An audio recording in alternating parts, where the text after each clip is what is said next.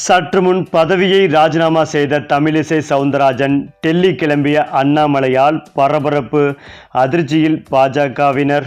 அதாவது பாஜக தலைவர் அண்ணாமலைக்கும் தமிழிசை சவுந்தரராஜன் அவர்களுக்கும் மோதல் ஏற்பட்டுள்ளதாக கூறப்படுகிறது. இந்த நிலையில்தான் தமிழ்நாடு பாஜகவில் உட்கட்சி மோதல் தொடர்பாக பாஜக தேசிய மேலிடம் அறிக்கை கேட்பதாக தகவல்கள் வெளியாகி வருகிறது.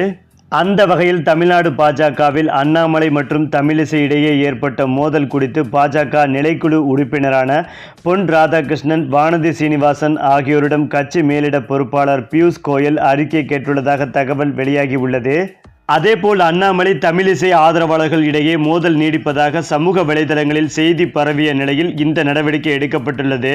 இதற்கு இடையில்தான் கடந்த 2 தினங்களுக்கு முன்பு ஆந்திர முதல்வர் சந்திரபாபு நாயுடுவின் பதவியேற்பு விழாவின் போது தமிழிசை சவுந்தரராஜனிடம் அதிருப்தியை வெளிப்படுத்திய ஒன்றிய அமைச்சர் அமித்ஷாவின் வீடியோ இணையம் முழுக்க ட்ரெண்டாகி வருகிறது.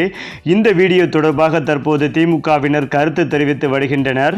அந்த வீடியோவில் தமிழிசையை அழைத்து கண்டிப்பது போல கையால் சைகையை காட்டுகிறார் அமித்ஷா. இதற்கு தமிழிசை பதிலளிக்கும் போது அதை ஏற்றுக்கொள்ளாமல் தமிழிசையை கண்டிக்கும் விதமாக அமித்ஷா மறுத்து பேசுகிறார்.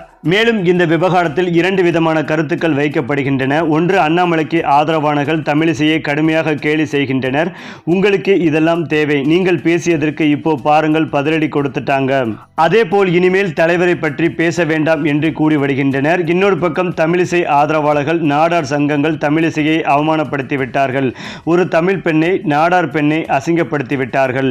இந்த நிலையில்தான் தமிழிசை அவர்கள் கடந்த 2 நாட்களாக போனை சுவிட்ச் ஆஃப் செய்து வைத்திருந்த நிலையில் நேற்று நடந்த பல மீட்டிங் தொடர்பாக புகைப்படங்களை பகிர்ந்து வருகிறார். இதற்கிடையில் தான் அண்ணாமலை நடந்து கொள்ளும் விதம், அவர் ரவுடிகளை கட்சியில் இணைத்தது, கூட்டணியில் சொதப்பியது, மூத்த தலைவர்களை கட்சியை விட்டு அனுப்பியது என்று பல விஷயங்களை குறிப்பிட்டு பெரிய ரிப்போர்ட் அனுப்ப உள்ளாராம் தமிழிசை. முக்கியமாக அண்ணாமலையின் வார் ரூம் செயல்படும் விதத்தையும் ரிப்போர்ட்டாக தயார் செய்து மோடியிடம் கொடுக்க உள்ளாராம்.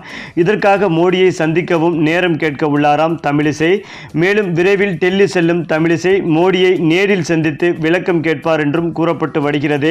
இதற்கு பாஜக மேலிடம் சம்மதிக்கவில்லை என்றால் உறுதியாக பாஜகவிலிருந்து விலக கூட தயாராக இருக்கிறாராம் தமிழிசை சவுந்தரராஜன்.